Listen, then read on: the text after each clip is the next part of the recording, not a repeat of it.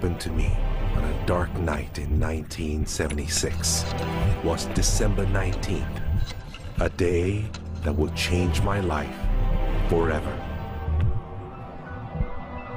It was the day I died. You were dead for 19 minutes. When I came back, I did not come back the same. How do you feel? I did not come back alone.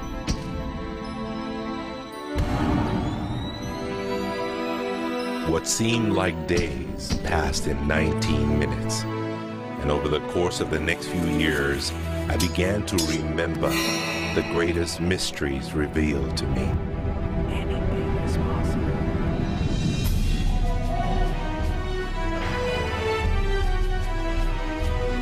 I discovered a secret beyond any secret. The sum of all secrets. My eyes have seen something. You have seen nothing. It's out there. I will find it. You will find nothing. It's like Solomon's gold.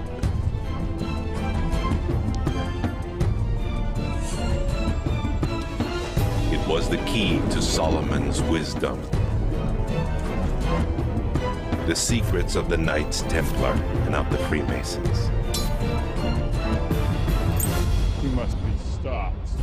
Courage, my dear boy. Be strong, be brave.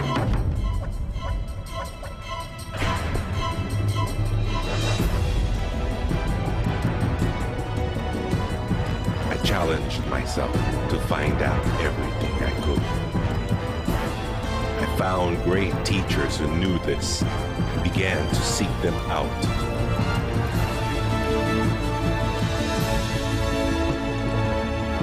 اسأل أؤمن واسمع. Ask, believe, and receive. I traveled the world, and the meta secret was revealed.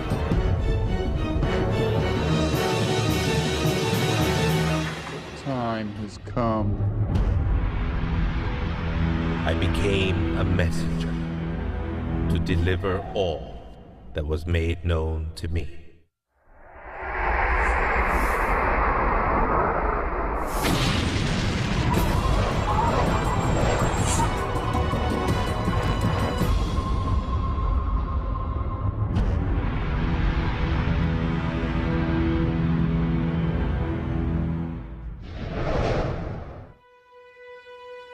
Hello there, I'm Bob Proctor. Meta is a nice word. It's a word most people don't understand. We talk about metaphysical, we'll say, oh, that's bad stuff. No, it's just what you can't see with these eyes. You got to see with an inner eye of understanding. Meta is beyond the physical. Do you know that 99% of our population has been programmed to let the outside world control the inside? If you want to get what you want, you let the inside world control the outside. That's what the meta secret's all about. The meta secret to wealth and abundance is doing what you love, following your passion, enjoying your life, being grateful for this moment, realizing that in fact, you already have wealth and abundance. You have wealth and abundance to the level that you allow it in your life. Expand your level of openness, deservingness, and you can have more wealth and abundance right now. How do you become more wealthy? You become more grateful. Studies here in the U.S. show that grateful people earn more money and are better at innovation. So the first step to becoming more wealthy is become more grateful. Find the good in your world right now, and you'll take a first step to become more wealthy. The meta secret to wealth is knowing exactly what you want and then being willing to pay the price to get it. Most people think that wealth just comes out of having this impression in your mind that you're going to live an abundant life. And that's an important piece of it, but it's incomplete. If you look at the word attraction in the law of attraction, the last 6 letters spell action, A-C-T-I-O-N. One of my favorite words is satisfaction. We all want to have satisfaction. And again, in Latin, satis means enough. Enough action, satisfaction, enough action produces the result. You know, I've been very, very successful with the Chicken Soup for the Soul books, and everyone thinks, oh man, you were lucky, you had this great idea. And we use the law of attraction. We visualize and we put up posters around our office that simulate a bestseller list with our name #1. We visualize bookstore windows full of Chicken Soup for the Soul books, all of which came true. But there's a asking and a believing and a receiving, the 3 steps that I think of in the law of attraction. And the second part of believing is taking action. Because if you believe that your action is going to pay off, you'll take the action. So believing doesn't just mean like sitting there going, I believe I can be wealthy. It means doing the things that produce wealth.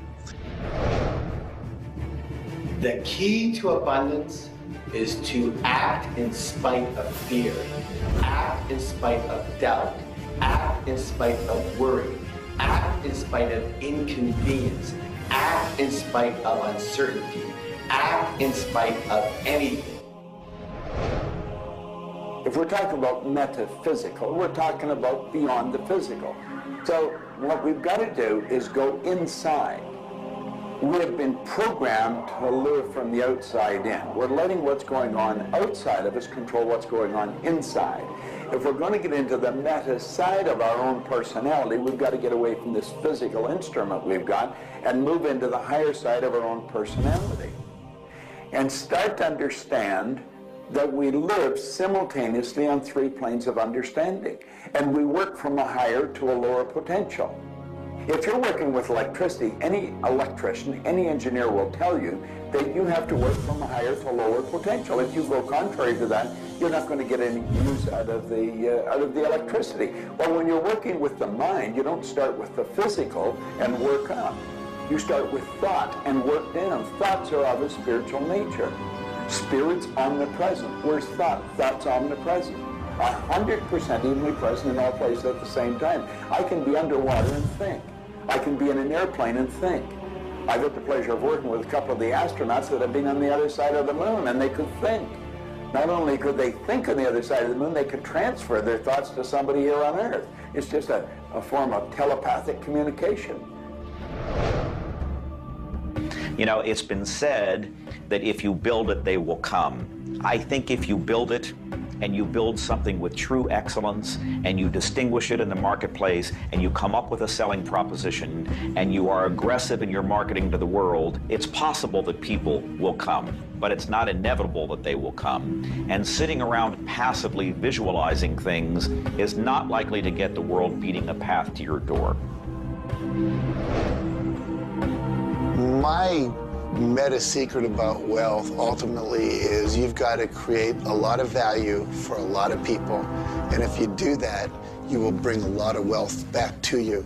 So by giving service and giving that which helps other people improve their lives, brings joy to them, brings service and products to them, if you do that and you keep expanding that, always be thinking about expanding your service to others. And if you do that, wealth is a foregone conclusion. First thing, quit listening to what everyone else is telling you what to do. And start paying attention to what you want to do. You see, I can look back with my memory, and I can remember going and saying, Mom, Dad, or to the teacher, I want to do so-and-so. And they'd say, now, how are you going to do that? See, what they didn't understand is I didn't know how to do it. But neither does anyone know how to do the things they want to do when they first think of it. You don't have to know how. You know, 2 young bicycle mechanics from Dayton, Ohio, in the United States of America, introduced us to a new kingdom. They were the first ones to fly in airplanes. The whole world believed that you couldn't do that. Anything heavier than air is attracted towards the center of the world. You can't fly. But they wanted to, and so they did. Well, clarity to me is a very different concept than I think a lot of people. The first thing I want to know is, what do you think you're trying to accomplish? The next thing I want to know is, why are you trying to accomplish it? The next thing I want to know is, if you accomplish it, what do you really think is going to happen in your life? A lot of people come to me and they say, I want to grow my business, because I work a lot in the business world, the entrepreneurial world. I teach a concept, achievement concept, a concept that is predicated on taking action and implementing, called optimization. Optimization is getting the highest and the best use and result and outcome of your time, your efforts, your emotion, your life, your relationships. But you can't begin, and this is where a lot of people, I think, really fall down. You can't begin to optimize until you take the time to observe, examine, and identify not all, but the scope of options and alternatives and other possibilities available to you, number one, to achieve the goal, and number two, as an alternative goal. Clarity is power. Just by being clear, you will automatically begin to magnetize things to you, to your life. The law of mentalism is about the mind. Everything that we have ever created, everything that has ever existed, existed first in the mind. All thoughts are the beginning of all things real. All things that you can touch and feel began in the mind. So if you want to be wealthy, you've got to decide what wealth is to you. Define it. What does it mean? How much money do you have to have? For me, financial independence meant having $30 million producing income, which allows me the lifestyle I want without having to work. And so I've achieved that. But I knew exactly what I wanted because I looked at what it would cost me to live my lifestyle. Most people don't know their net worth. They don't know their income levels of what would be required to produce what they want. They say they want to own a yacht, but they don't know what a yacht costs. They don't know what it costs for the slippage fee. They don't know what it costs to maintain a yacht. So go out and create your ideal lifestyle and then figure out exactly what it would cost to live it, and then set that number as the number you want to achieve. Then believe you can achieve it. Visualize it every single day. Take action when the action comes. Ask for what you want. Reject rejection. Give up any idea of failure. Just persevere until you continue on, until you produce the result you want. The law of attraction's a good starting point for thinking about how to improve your life. You want to align your thoughts and your beliefs with what you want your life to be. But the law of attraction itself, by itself, won't allow you to achieve the abundance that you need. There are certain steps that you need to take, and these steps are all incorporated in what we call the meta secret. And the meta secret isn't one solitary method or one solitary system. The meta secret is a combination of tools, methodologies, and ways to understand the world and ways to understand how we can change the world. Until I started looking at who I was and who I wanted to become, nothing changed.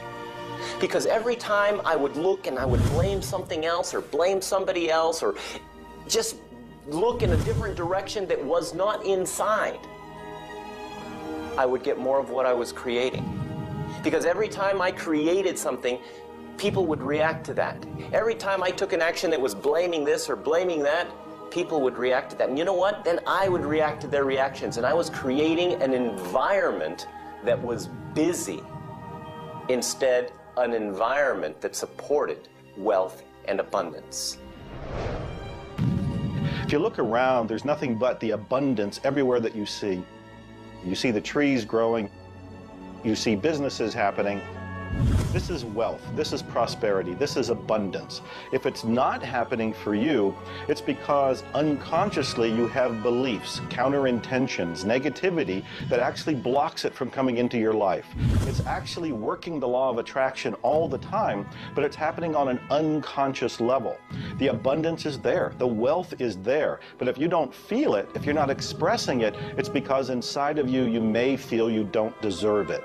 This is part of the unconscious work that has to be done in order for you to feel on a conscious, real, live, earth level what's happening with abundance and prosperity. Abundance, wealth is your natural birthright. If you're not feeling it, it's because of your unconscious beliefs.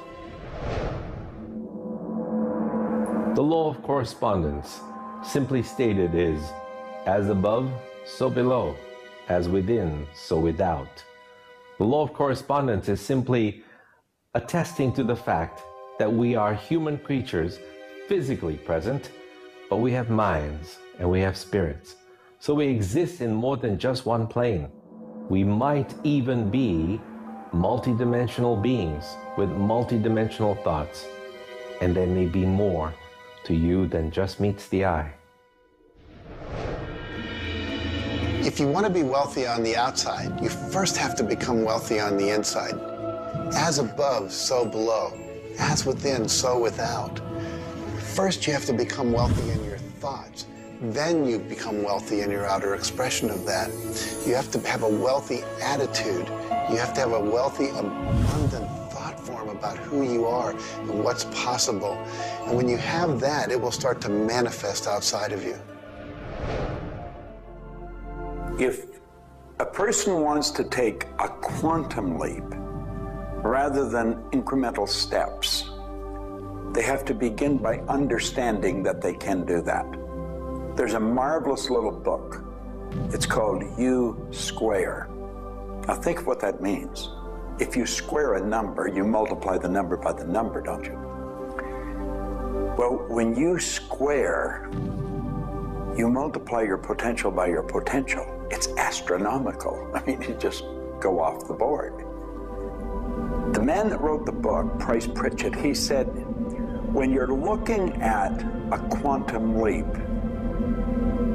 he says it looks ridiculous, utterly. But in retrospect, it looks like a natural thing to happen.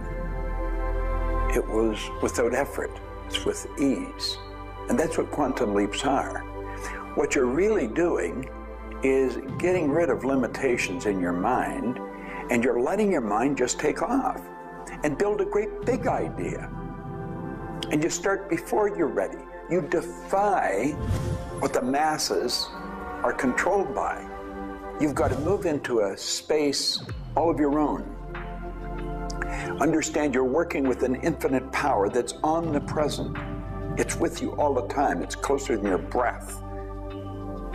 And you get in harmony with that and just release all thoughts of limitation and make up your mind you're going to take and just compound your effectiveness. That's essentially what I did. I didn't know what I was doing at the time. I didn't understand quantum leap, but I took my income from $4,000 a year to $175,000 in a year. And then it went over $1 million. And I had no understanding of what happened. Now understand this. I had been raised to believe that if you don't have a good formal education, that you'd never be able to do what I did. If you don't have experience, you can never do what I did. I had 2 months high school and I had a bad work record.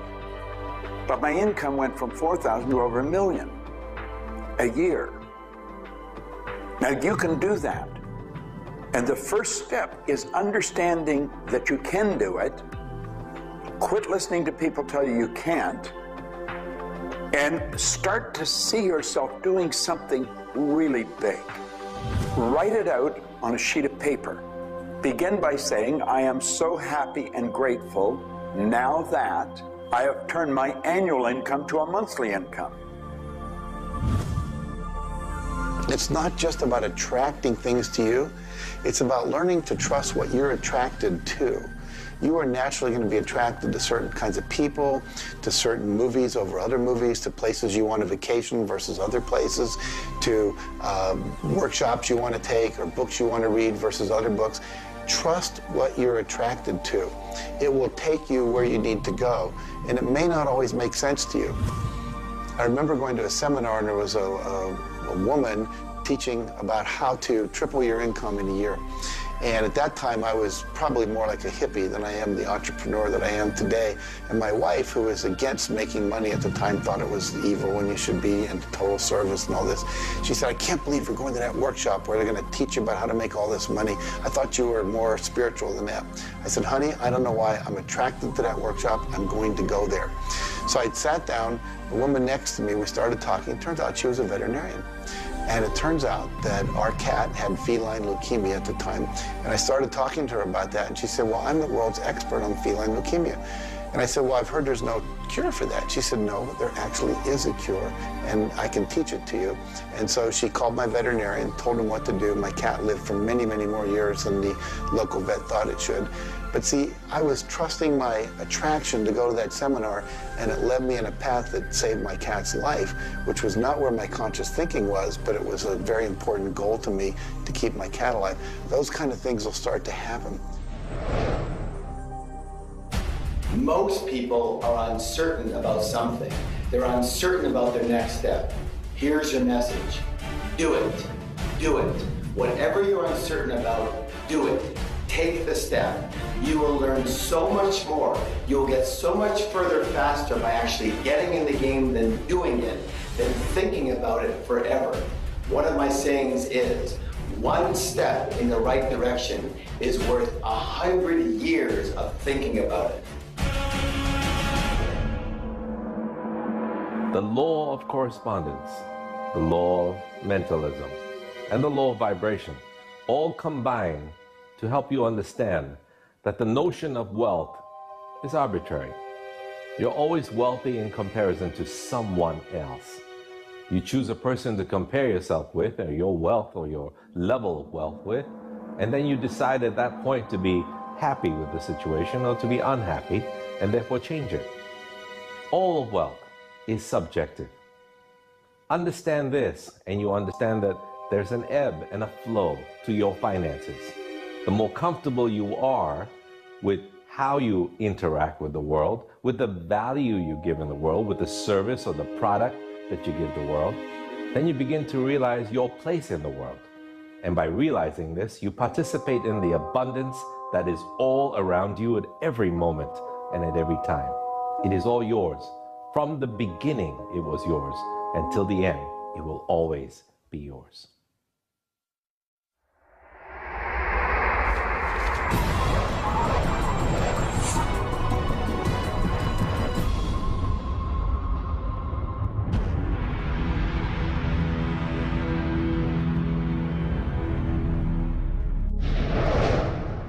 The meta secret to relationships is to know that the universe is giving you love right now.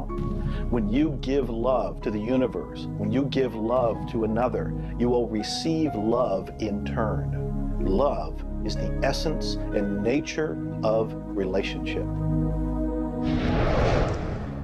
Relationships are a two-way street. It's not just about taking and giving and receiving and getting what you want, but it's also about giving. I like to say that each person should take 100% responsibility for the quality of the relationship. Because if you take 50-50, whenever it's not working, it's going to be their 50%. So if you take 100% and act as if everything in the relationship, you're creating it, and when it isn't exactly what you want it to be, say, how am I creating that? Take that curiosity and use it as a tool.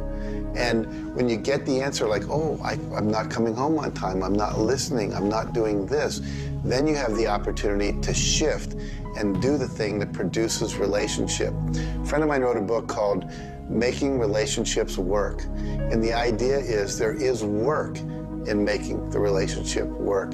So be willing to do the work. Give as much as you get.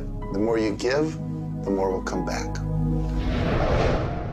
To have a better relationship with anyone in your life, first, you begin by having a relationship with yourself. Treat yourself the way you would your very dearest friend.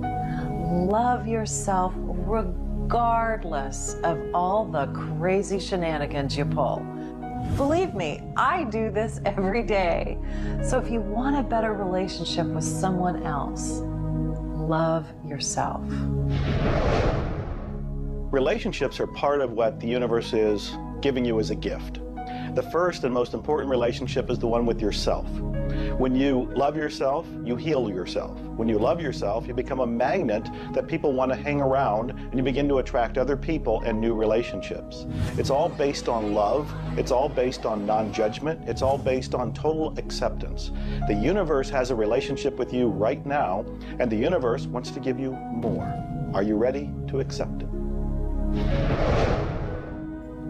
The concept that I can't live without you is a tragic statement to me. The idea that I need somebody else to complete my life, I need somebody else or my life's not worthwhile is a very sad statement, and I think someone needs to take a good look at themselves when they say that. When you start to think that thought, stop for a second and realize life is full of stuff, and sometimes stuff is potholes, and sometimes stuff is bridges are out ahead, and sometimes there's a detour in life. I heard somebody once say that sometimes the most beautiful scenes in life are the ones we observe on a detour. Have you ever gone on a detour and realized that your life wouldn't have been the same if you hadn't taken that twist or that turn in your life? Next time stuff happens, take a look. Maybe there's something better right around the corner. The law of cause and effect tells us that there are no such thing as coincidences. Everything that happens in this world happens because of a reason. Someone, somewhere, created a cause. It may not be something you are aware of. It may not be something we can even begin to realize or see at this level. But at some level, someone, somewhere, or a group of people, or even us, may have created it. And so as a result, we see the effect. We see the effect around us. We see the effect everywhere on this planet. Everyone asks me, Jay, how in the world can I have a better, a happier, a richer, a more joyous relationship? And it's very simple. First thing is you got to slow down enough to be externally focused. It's all about them. The more interested and externally focused you are on the other person, the more extraordinary their experience will be, and the more naturally they'll reciprocate it. The second, and you're watching me, and I've got a serious side, and you know that, but you got to get in touch with your childlike sense of curiosity, of innocence. The third is you got to be in the here and now, and that's so trite and said so often, but being in the here and now means connecting deeply and being aware of what people are saying and looking at them and being responsive to their feedback and their mannerisms. And the last thing, and the easy thing, is to, again, as I said earlier, enjoy the process. We are so busy, so stressed in our life, trying to get from one thing to another, trying to multitask, that the greatest way to have wonderful relationships is to commit, not just the time, but your being, to being there, to connecting. For me, the meta secret to relationships is to be the person you're looking for. Whatever it is you're out there looking for, be that and give it away. If you're looking for someone who's loving and kind and compassionate and generous, you need to be loving, kind, and compassionate and generous. Whatever it is you want, you've got to be that and express that out into the universe. And whatever you express out is going to come back multiplied. The meta secret of relationships is for you to develop an identity that brings out the best in your partner and helping your partner to be the best that they can in order to bring out the best of who you are. Criticism seems to be a big problem. If you are really secure in yourself and somebody criticizes you, it isn't going to bother you. Now, if you're insecure and somebody criticizes you, it's really going to bother you. You see, 9 out of 10 times, the person that's criticizing you really wants to help you. They just haven't really learned how to communicate effectively. But let's not let somebody else's criticism or their way of helping us shake us. If we're solid in our own self, and we really understand ourselves, then we can handle it and it won't be any problem. If criticism really rattles your chain or rattles your cage or really upsets you, it's not the criticism that upsets you. It's not the other person's opinion that upsets you. It's how you react to it. And you see, if you were really solid within yourself, you would respond to it. You would thank them for it and say, but I really don't choose to do that. Or you'd say, well, thank you, that's probably a good idea, I'll try it. But they're not going to knock you off track. So it goes back to have a good, sound self-image, a good image of yourself. Maxwell Maltz wrote a beautiful book on that way back around 1960 called Psycho-Cybernetics. Psyche-Cybernetic. Cybernetic is the communication mechanism in our mind. It's the image that we hold of ourselves. It's like a life-governing device. Well, you've got an image of you just same as I have an image of me. And our image controls how we walk, how we talk, how we dress, how we meet and greet people. And it also controls how we handle criticism when it comes our way. And it will come your way, just same as it comes to me and everybody. We want to be solid in our own belief about who we are and what we are. Let's really get to know ourselves. And then, rather than react, let's respond. It doesn't matter how they approach, whether they're diplomatic and trying to help us or whether they're trying to find fault. It won't really make any difference. We will listen to what they have to say, listen to it, and then we'll either accept it or reject it, but it isn't going to affect the relationship with the other person one bit. There is masculine and feminine in everything. Nothing is entirely masculine, nor is it entirely feminine. We have different aspects of yin and yang, of harshness and softness, different aspects of masculinity and femininity in everything. If you take a look at life and see it all as a combination, see how we are always living in combination, then you begin to realize and to also appreciate the law of gender. Relationships are about communion, taking our life and making it sacred through connection with another human being. So communion and making sacred is what relationship is all about. You know, there's a lot of lonely people around. And if you're lonely, I'm going to let you in on a secret. You're always going to be lonely until you become friends with yourself. If you're looking for company outside of yourself, you're looking in the wrong place. You want to go inside. And when you get to really look at you, you're going to feel so good about you. You're going to love yourself.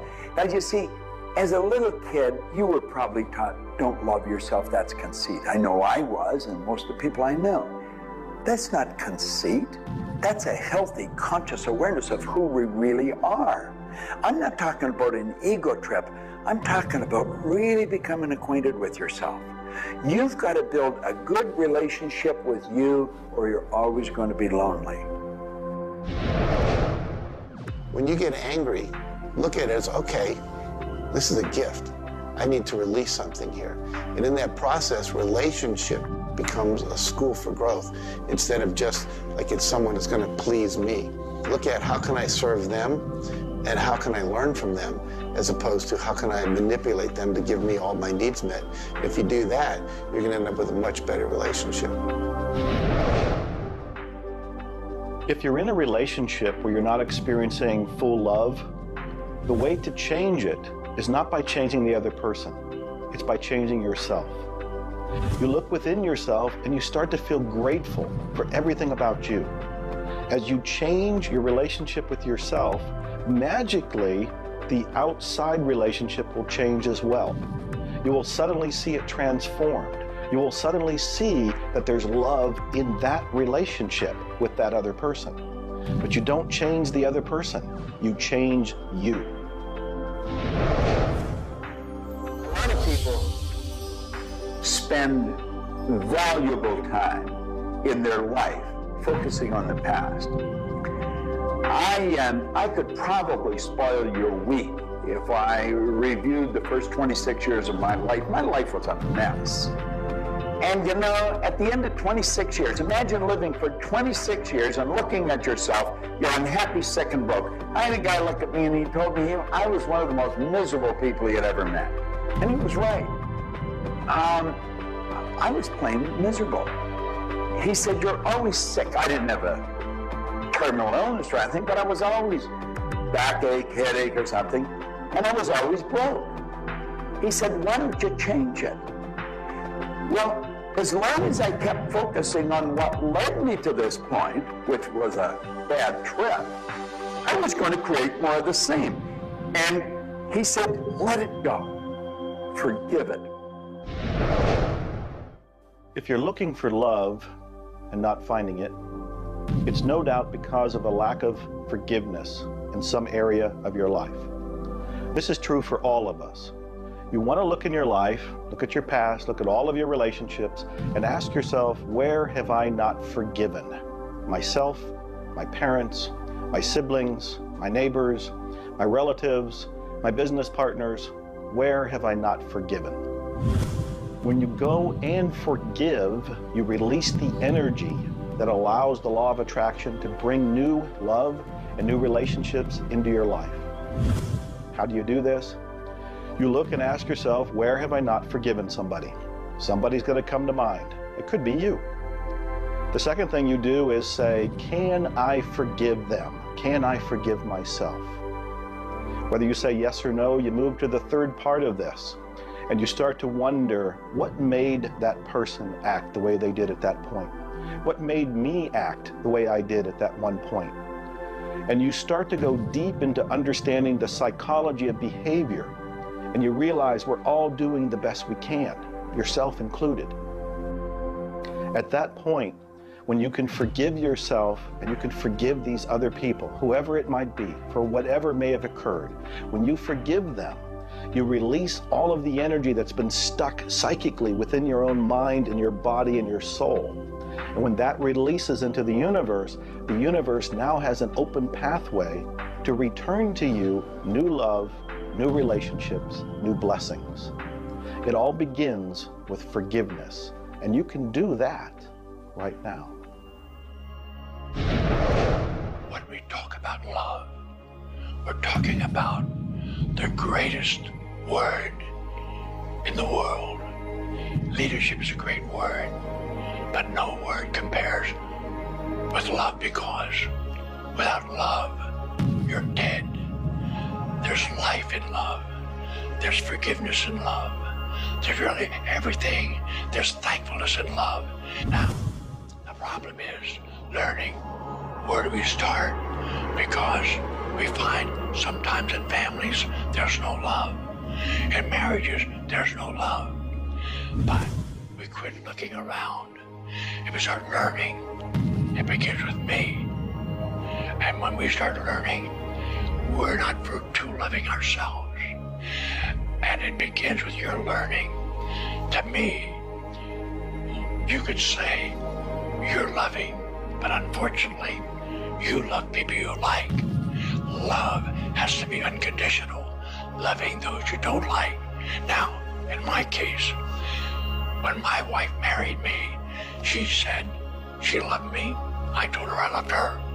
But as soon as we got married, I would say, I love you. She said, well, why don't you act like it? I say, I do act like it. She says, you have a funny way of showing it. I say, well, I love you enough to die for you. She says, try living a little. And so I discovered, as loving as I was, I didn't fit her definition. The law of gender, the law of vibration, and the law of rhythm. All of these figure in relationships. You see, love is a dynamic. Any relationship is a dynamic. When you are actively relating, that's when it's alive. That's when it's fun. When you sit back and you start to look at the relationship, then it becomes static. It becomes a relationship to be assessed, to be looked at. But when you're relating to your partner or your spouse, amazing things happen. It's dynamic, it's moving, it's alive. And that's what all love is supposed to be, alive, and so much more fun. Changes happen all the time. We change. Human beings change. You change, I change, we all change. But if you can change together in the same direction, amazing miracles take place. Words, feelings, thoughts are all aligned. And all of a sudden, you can take on any problem and it's not an issue. That's what relationships are all about. That's what relating is all about. That's what love is all about.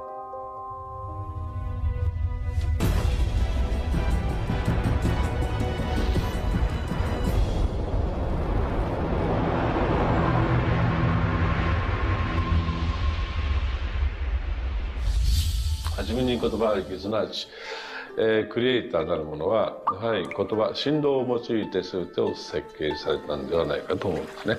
そして、その、振動の、設計図は非常に緻密なもので美しい共鳴振動にあふれたものであったことでありましょう。もし、先ほどの実験をやったように、非共鳴、同士の組み合わせであるならば、それは破壊的なエネルギーとなって、命を形作られないからです。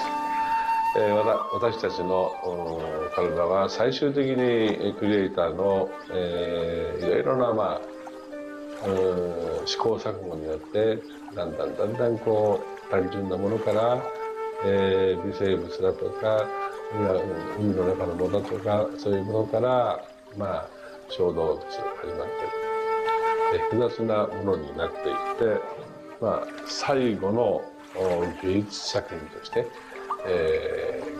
クリエイターなるものが作られた結果、私たちはあるというふうに思うんですね。その本来の設計というものが、バランスの取れた振動の組み合わせというものが、何らかの要因によって崩れていくときに、私たちはストレスを持ち病気になっているんだというふうに考えています。As you've already seen from Dr. Masaru Emoto, water makes up 85% of our body, and the thoughts we think actually create a vibration in the water that has memory. And so you have to think positive thoughts. Again, we go back to forgiveness and letting go, thinking positive thoughts, expecting to be healthy, not listening to what people tell you, not taking in beliefs. I have been out in the sun my whole life. I've never gotten skin cancer, don't intend to get skin cancer, and when stuff comes on about it, I choose not to listen to it because I know that belief would affect me. So I believe that I am a person that my spiritual connection keeps me healthy. Also, though, I work on the level of the physiology of the body, the biochemistry. It makes sense to play at that level. I eat organic food. I drink healthy water that's not contaminated with chlorine and all the stuff they put in it, so I filter my water. I eat the right kinds of nutrients for my body. I've found out what I'm allergic to, and I've basically eliminated those from my diet. I exercise, so exercise and keeping my body toned. We want to have resistance exercise. We want endurance, which means we need to jog and do aerobics and things like that. And we need to have flexibility, things like yoga and Pilates. So we need a complete system to keep our body healthy. And then a detoxification, I think, is the part that most people don't do enough with. We're taking in so many toxins in the air we breathe. But if you will cleanse on a regular basis, I cleanse every Monday. I just do a cleansing diet where I just drink liquids and then I don't eat anything else, and my liver has a chance to get rid of all the toxins that are in my body. I want you to understand that you have a marvelous mind, and you can do anything with it, and don't ever listen to anybody that tells you you can't. You want to start to look at yourself not as a body or as a name. Like, I'm not Bob Proctor. Bob and Proctor are just two words. You've never heard anybody phone into school and say, body's not coming today, it's sick. Never hear anyone say, hand, it's my hand, my body, my name. Well, you see, there's something wonderful about you and something wonderful about me, and it's the same thing. We have a marvelous mind. We're creative beings. Talk to your body. You're not a body, you live in a body. Now, this may sound silly because maybe nobody's ever said this to you before, but go around just repeating maybe 1,000 times to yourself, I'm not a body, I live in a body. I'm not a body, I live in a body. I'm not a body, I live in a body. Then start telling your body to relax. The meta secret to great health is to feel good now. You do that with good thoughts, you do that with good food, you do that with plenty of sleep, you do that by doing what you love. That's the meta secret to great health. The meta secret to health is to honor your body. Listen to your body. Are you tired? Are you hungry? Are you thirsty? Do you need time to play? Have greater health. Honor your body. Health. Not just physical health, not just eating the right things and getting exercise, but let's talk about emotional health. This means doing what you love, loving what you do, looking forward each day, researching, helping other people, giving back. This is the meta secret to emotional health. To me, recognizing the divine component in us has a twofold effect. On the one hand, it's incredibly humbling because how many of us really live up to being godly? How many of us really maximize the God-given talents that we're given? How many of us really live lives of fulfilled potential? So on the one hand, it's kind of intimidating. But on the other hand, it's very inspiring. It's inspiring to think, I, as a human being, am capable of being godly. I'm not God. I'm not going to confuse myself with God, but I am capable of being godly. I am capable of a goodness which can resound around the world. I am capable, like God, of using language to bring things into existence. An architectural drawing is the languaging of a building into existence. A marriage contract is the languaging of a relationship into existence. Any sort of contract does that. A novel creates a world that may be more real to us than the so-called real world that we are living in. And being godly is both an obligation, which frankly I feel I fall vastly short of, but also an incredibly inspiring opportunity. And the ancient traditions, not only the one that I come from, but really all of them, teach us this. The law of rhythm is the very fabric of life itself. Rhythm is everywhere. Things are born and things die. We move into a season and we move out of a season. We go within and we go without. We change. Rhythms flow in our emotions as well. You cannot always be feeling happy. Sometimes you'll feel sad, you'll feel down, and then you'll come out of it. Whatever goes up must come down. You've heard the language. Rhythm is exactly that. And the minute you begin to realize that all of life is all about the law of rhythm, then you can flow easily in bad times and then have more fun in happy times.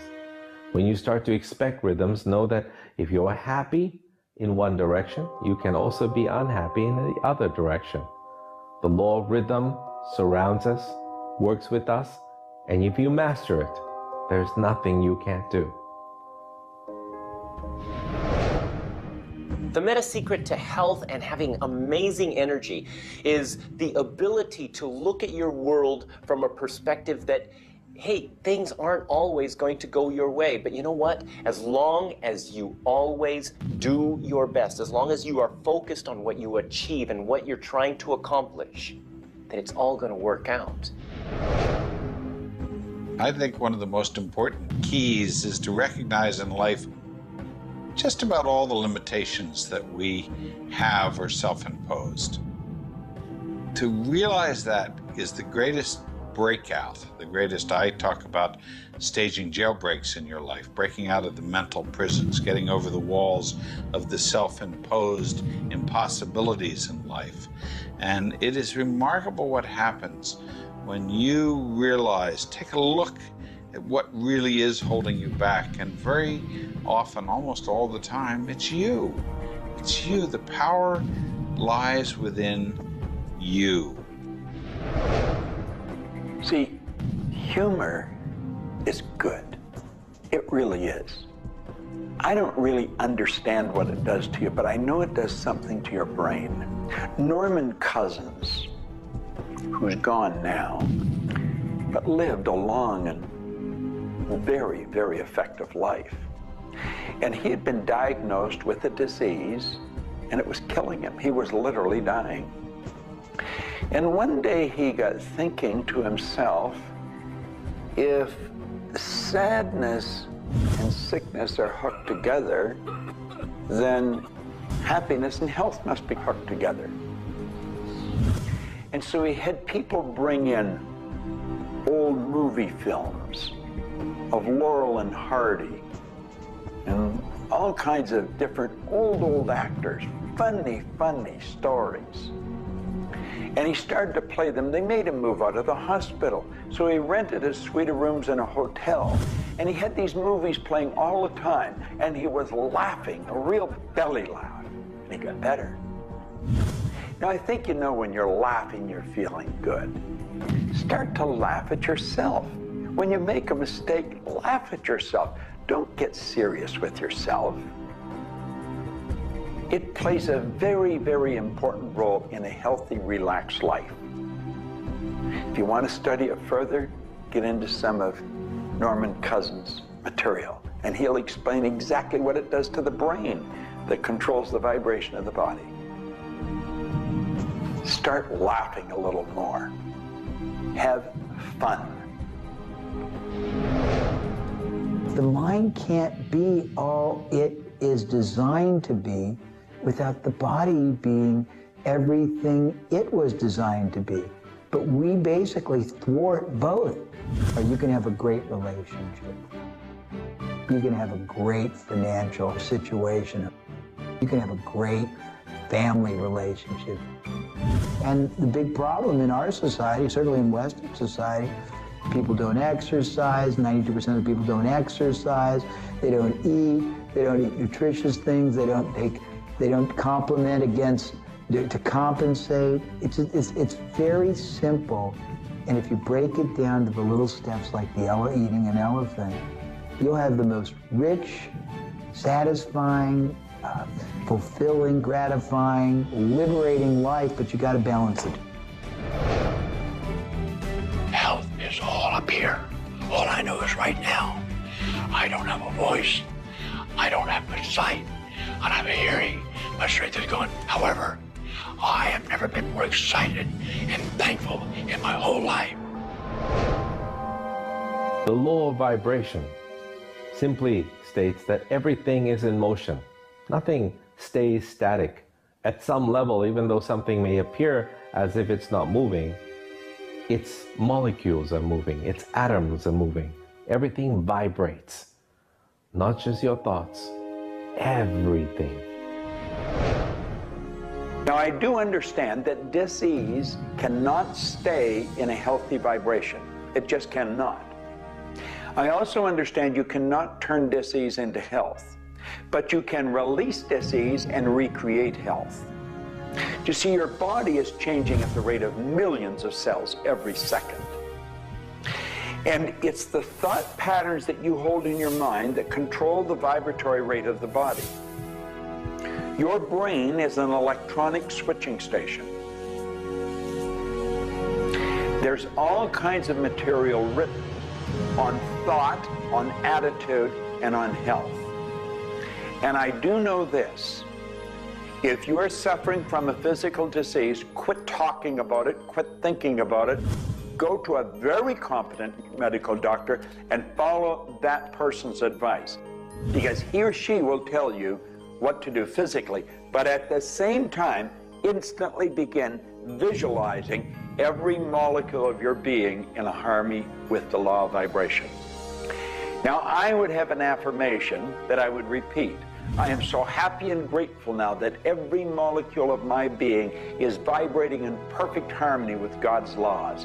My body is getting healthier and stronger and more vibrant every minute of every day. And repeat that. Treat it like a mantra.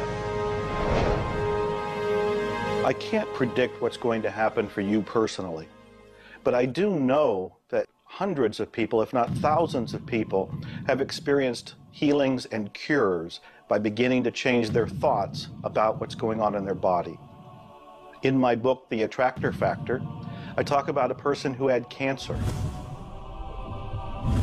She experienced the idea of forgiving everybody and everything in her life, and she went through the process of doing that working with a coach. She then went back into the doctor's office. They opened her for surgery, and there was no cancer. It was gone. By forgiving everybody in her life, including herself, she transformed her body. She reached this place of healing and this place of peace. And as a result, she experienced a cure.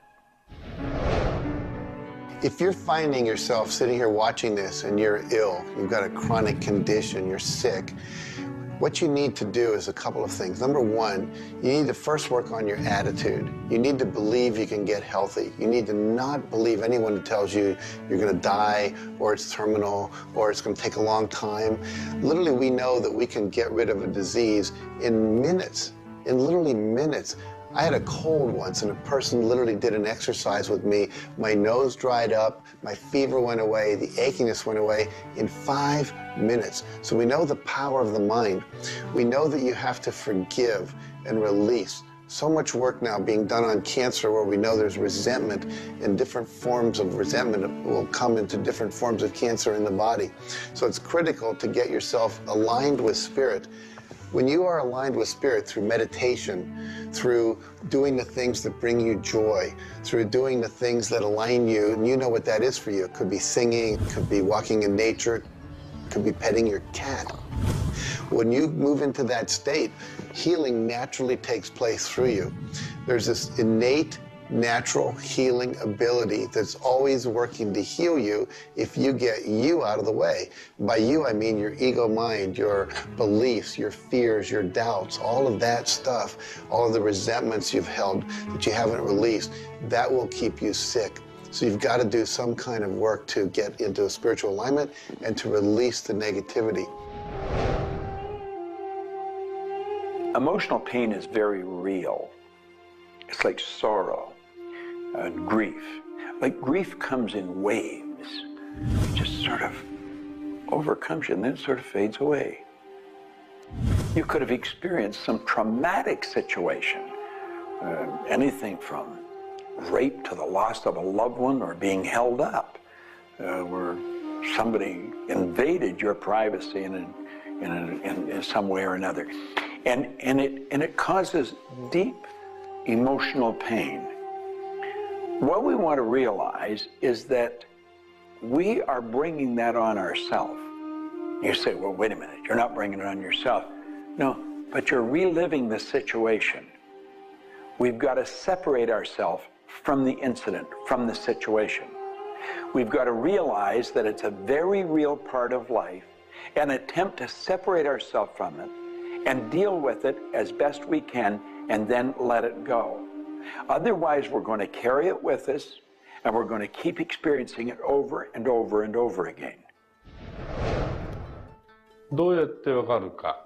振動という、まずそもそもその水の結晶とは何かということになりますけどね。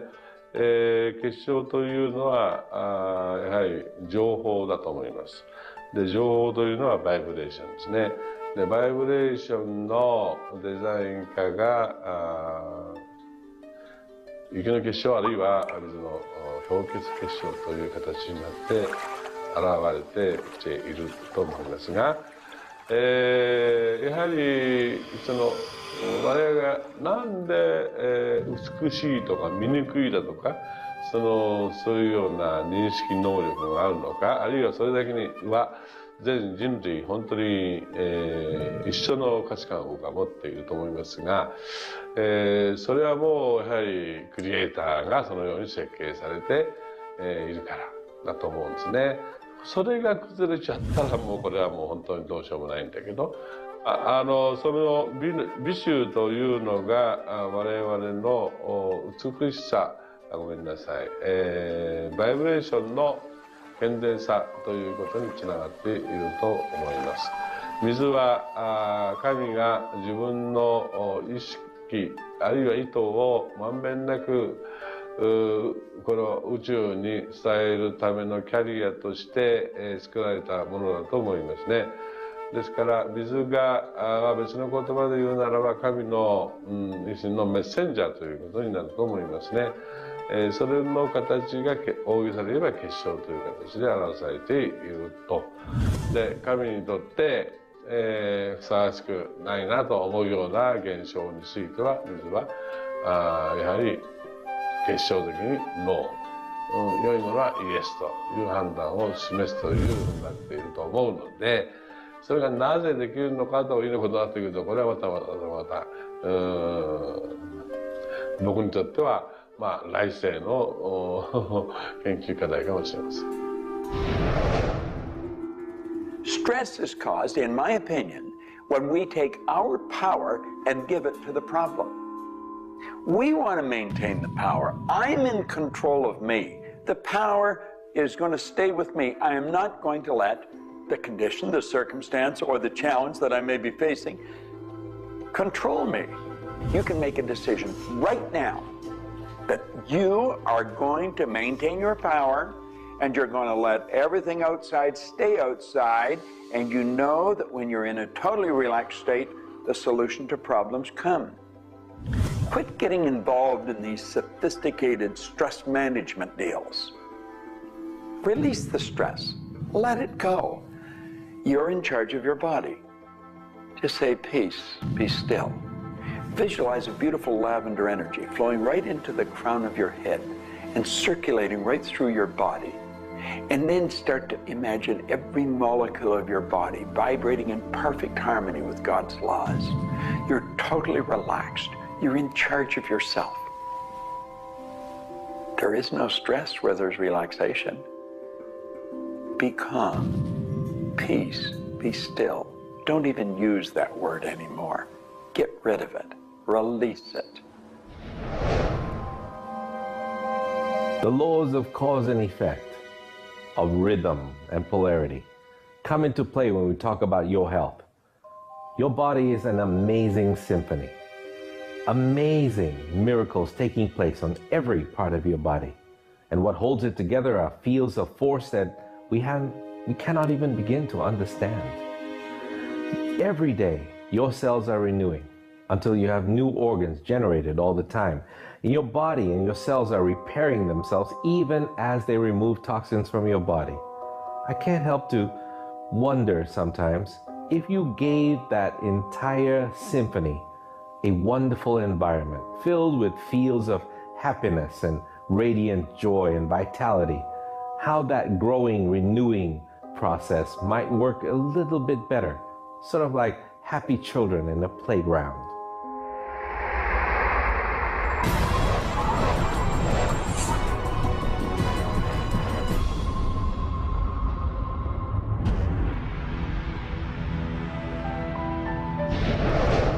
Here's the paradox of being human. Real happiness is only available in the moment. If you're brooding on the past or obsessed about the future, even if you're looking forward to something that could be magnificent in the future, it's not quite the same sort of anchored contentment that you get from really being in the moment. We human beings seem to be perpetually someplace else. That's kind of like one definition of the human predicament, the human condition. We are perpetually thinking about the past, the future, something to the right, something to the left, something else. I think the paradox to happiness is you do have to have dreams and aspirations, and you have to be anchored, rooted, and happy where you are. Not always easy to do, but I keep trying. Happiness is a point of view. Am I happy? Yeah, I think I am. How can somebody always be sad? Of course we're sad when we lose somebody that we love, or that when the project we're working on so long doesn't work out. Temporary sadness is a very human condition. How can you be happy? maybe by finding things to do that make you happy. You see, if you're miserable, your mind is focused on the past. There's a method concept. Get you over any miserable concept in a heartbeat. Focus on right now. See, you're miserable because of something that happened that you didn't want to happen, or something she said or he said or they did. Forget it. It's in the past. And quit worrying about the future. Have you any idea the number of electrical charges must fly through your body for the simple object of writing your name? See, your brain is an electronic switching station, and you've got one. And you can activate brain cells. You can set up any vibration you want. If it's a negative vibration, you're going to be unhappy. If it's a positive one, you're going to be happy. Every brain cell is a positive and a negative pole. Everything that you look at is going to be impregnated into cells in your brain. Now, you're either going to look at the positive or the negative side of it. What side do you want to live in? I choose to look at the good side of a situation. Put yourself in a good vibration. Think of the blood in your body. Do you know it circulates through hundreds of miles of passageway every 33 seconds? It carries all the food in and all the garbage out. You've got more power in your little finger than you need to light up your home for the year. There's about 11 million kilowatt hours per pound of potential energy locked up in your body. And you're probably saying, I haven't got any energy. That's because you're miserable. Get out of it. Get over it. Focus on now. One of the most important things you need to do in your life is discover your life purpose. I believe that everybody is born with an individual and unique purpose. And when you are doing your life purpose, when you're living it, expressing it, fulfilling it, you're happy. And so many people have talked about joy being your guidance system, that when you're off purpose, you're not happy, you're not joyful. And so this joy, this inner experience of happiness and joy is a way of saying, oh, I'm on course, I'm doing the things I'm supposed to do. Stephen Covey said, you know, you don't want to get to the end of life and get to the top of the ladder and find out the ladder was leaning against the wrong building. You can be very, very successful. And we see people with all the cars and the toys and the money and the society recognition and so forth, but they're not happy because they're not fulfilling their purpose. Think about it like this. A rose has to be a rose. A chrysanthemum has to be a chrysanthemum. A geranium has to be a geranium. And yet we as people have been given choice. The choice to pursue any number of things and do whatever we want to do. But unfortunately, most of us have been talked out of our purpose. If you want to be happy, come back into this moment and do what you love in this moment. You should absolutely work toward improving your life, improving the world, improving your relationships, improving your finances. Every sort of conceivable improvement at a micro or macro level should indeed be your agenda.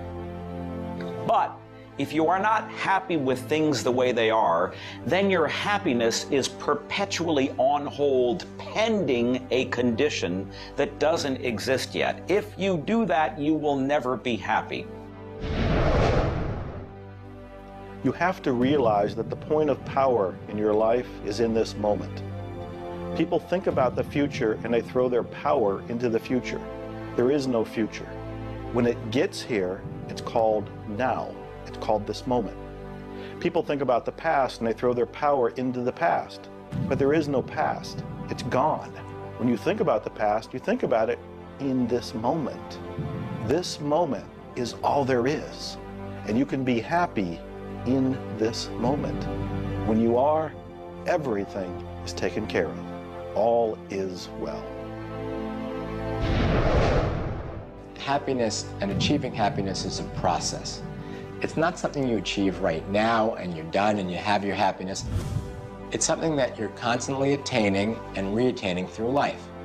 And the way to do that is to really understand what brings contentment in your life and to achieve that. And one of the key things to remember in terms of happiness is that part of this process is sharing happiness with other people.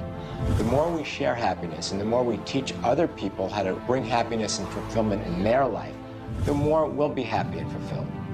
So continue with your journey of greater fulfillment, and you'll have more happiness in your life.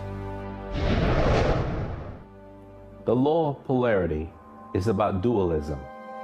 Everything exists in relation to something else. There is no person that's entirely good. There is no person that's entirely bad. There is no entirely hot or entirely cold. It's always hot in relation to something else that's colder. It's always colder in relation to something else that is hotter. We move in directions as opposed to moving in a static field. We always move from one place to another, from one thing that's more pleasant to something that's less pleasant, or something that's unpleasant to something that's more pleasant. There is a movement, and this movement exists because of polarity. Happiness is what you want, and happiness you can have right now. Why aren't you feeling happy? Why isn't anybody feeling happy? Because psychologically they use unhappiness as a motivator. They think by being unhappy, angry, desperate, frustrated, whatever the feeling might be that's not happiness, that it will whip them forward. It'll make them take action. And it's something that actually shoots themselves in the foot. Because when you are happy now, which is available to you right now, you know what your choices are. You can see what your decisions are to be, and you can more clearly decide on what to do next. It comes into really understanding something about ourselves. We should start at a very early age, and we should ask ourselves, who am I? You know, what really makes me tick? And get to know ourselves. We're in a hurry to get a car or build a business or buy a house. We should introduce ourselves to ourselves. School hasn't done it. Our parents aren't doing it. You go to work for somebody, they're not going to do it. So if you don't do it for yourself, you're not going to do it. This deals between you and yourself. Pogo said, we have seen the enemy, they are us. Whatever has happened in your life, whatever's going on for you, if it's not the way you want it, any situation, consider the fact that everything happens for a reason, and that reason is there to serve you. How can you reframe this? How can you relook at this in such a way that helps you, that supports you, that puts you on the path to success and positivity again? It doesn't help you to be negative. It doesn't help you to wallow. All that can do is bring you down. It's time to change your mind. It's time to reframe, relook at it, have a new perspective, a new view, and put this in the light of this was there to serve you. There's no accidents in the universe. This happened for a reason, and that reason is there to help you. We grow up with the idea rich people aren't happy. Well, I know rich people that are laughing. They're very happy. And of course, I know people that are very wealthy and are very unhappy. I remember Earl Nightingale one time saying, since it doesn't make any difference whether you're rich or not, if you're happy or not, you might as well be wealthy. And then if you're miserable, you can at least be miserable in comfort. We've got to understand that all the money in the world is available to us, but we have to earn it. Now, that does not mean we should work. This is where the meta secret really comes into play. Working happens to be the very worst way to earn money. We should work for satisfaction. People should go to work at what they love doing. When we think of work, what we're really talking about is how we spend our days. Work has probably a bad energy attached to it. We should spend our days doing what we absolutely love to do. When it comes to the fear of failure, you look at your life and you ask, if I pursue my dream, my passion, my love, and it doesn't work out, will I still be okay? Can I still love myself? Will life still go on? When you realize that the answer is yes, you remove the fear of failure. When you remove the fear of failure, you have energy to go forward and actually make it a success. Well, what about the fear of success? When you are successful, you can make a difference in the world. If you really want the world to be a happy, prosperous place, Contribute a happy, prosperous person to it. You. The meta secret to happiness is that there is perfection in imperfection. That when we accept our environment for what it is and the people around us for who they are, we can make a big difference. Happiness. What makes you happy? Everyone is not the same. For me, it's research. I love researching and writing and putting multimedia programs together. And this allows me to do something else that I love, traveling the world. I travel more than 6,000 miles, that's 9,000 kilometers, every week. I've been to more than 52 countries. I board an airplane every 2.5 days. I've been around the world more than 16 times in just a couple of years. I enjoy that. Meeting new people, meeting new audiences, helping people. What makes you happy? That's what makes me happy. A key component to lift yourself out of depression is human connection. Go connect with another human being. Another powerful tool is movement. And a third is laughter. Go play and have some fun and watch your spirits begin to lift. The meta secret of life is to realize that the journey is the thing. I believe the first thing a person should do is establish a purpose. Why are you even here? Why do you get out of bed in the morning? Why are you living? I honestly believe every one of us are hardwired to do something. So how do you decide on your purpose? You decide on it by asking yourself, what do I really love doing? So you have your purpose. This is what you're going to do with the rest of your life. And then you build a vision. Then your goal is taking a bite out of that vision.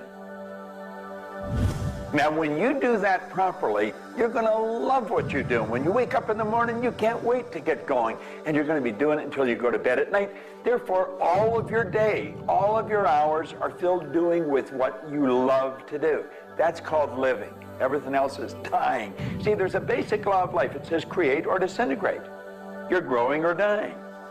Find out what you love, dedicate your life to it. Most of us, when we approach happiness, are looking for someone out there to make us happy, some event to occur, and then we'll be happy. If I get to the retirement stage, if I get my car, if my wife is nice to me, if my son comes home on time, then I'll be happy. The truth is, happiness is an inside job. It's a choice. When I have an expectation on how someone else should be, I've given my power over to them. What I want to do is simply learn how to create joy and happiness inside myself. And we can do that in numerous ways, by doing the things we love, by focusing on the good qualities in ourselves, by choosing to focus on the good qualities in others instead of being judgmental.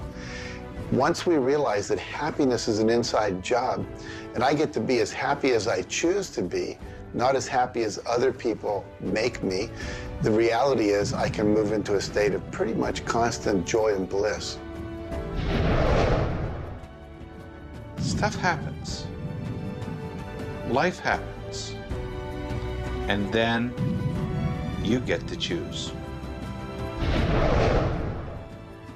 Look, you have a mission to do. You have to find meaning in your life, and you have to share it with others. There's a whole world out there that is suffering, that is in survival. They are grieving and they are hurting. You and I can make a difference. You begin right now by looking at your life, no matter what's going on in your life right now, and you find the good in it, the positive in it, the growth-oriented reasons for whatever it happens to be. You find the good in it, and whatever is happening, you turn it into something positive. You turn it into something good, and you go and share it with the world. You will become an inspiration to others. People model other people's behavior, and that's how the world changes. You be that inspiration for success. You be the model for change. You be that person that has meaning in their life, and you will give meaning to yourself and others. It all begins with you. You have always had, you have at this moment, you will always have in the future, the power to achieve, to accomplish, to have anything and everything you want in the terms of monetary wealth, prosperity, in terms of health, in terms of happiness, relationships. However, it will never, ever occur until and unless and until after you first are clear on the specific goals. Number two, you are very clear on the action steps. Operative word is action steps you have to take. Number three, you have an action step-based plan, a strategy, and the steps are just the tactics. You implement it in a timely, regular, scheduled way. Number four, you monitor, you pulse, you really pay keen attention to your progress. And you adjust if it's not what you want, and you adjust higher if it's better than you want. And number five, you focus on other people's benefit. You don't be self-consumed. You do those five things, the world really is your oyster. You know, you find people that are quite comfortable with what's termed uncertainty. The truth is there isn't any uncertainty. There's only the law. And the law decrees that everything happens the way it's supposed to happen. If we build the image in our mind of what we want, and we're true to that image, that'll control the vibration we're in, that controls what we do, and it controls what we attract. Now, the problem is, we let that image get out of the way every now and then, and we're controlled by something outside. And that takes us off track. We've got to correct it and come back on track. But a person that has direction in their life, there's no uncertainty. There's only good stuff coming. It's stuff that's going to cause the image in our mind to move into form.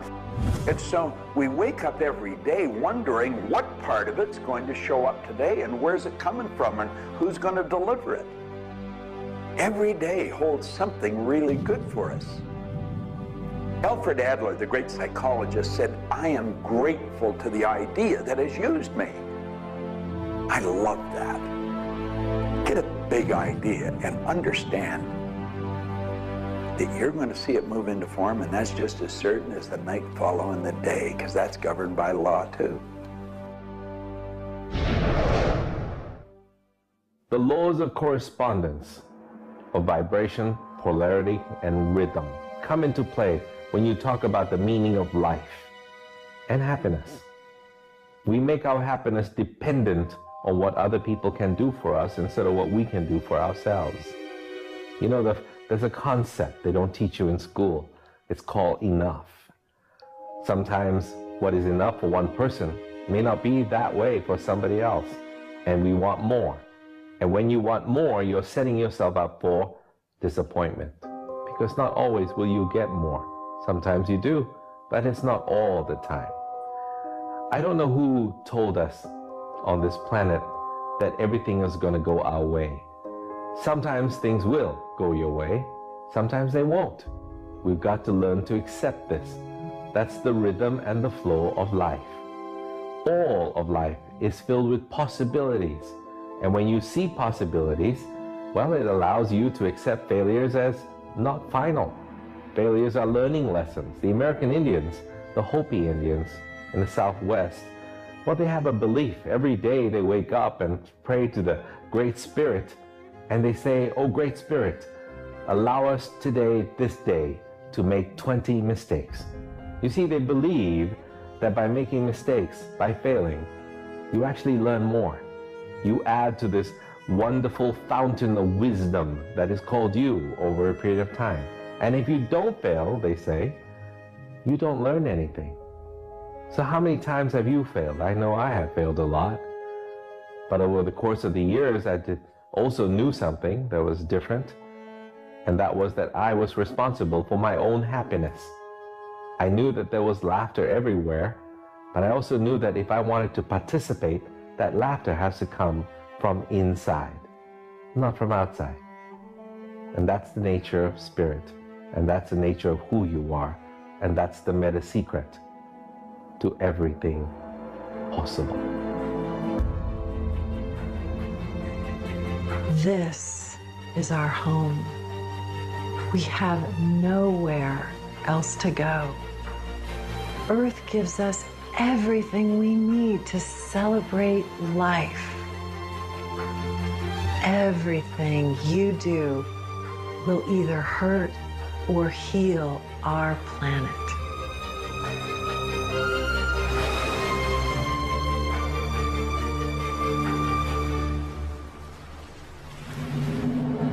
You were brought here to learn many lessons. To learn how to love who you are, where you are, and the people you surround yourself with. Just remember that you carry within yourself everything you need for the fulfillment of your life's purpose. You are the sum of all of your experiences, all of your choices, and you are a work in progress.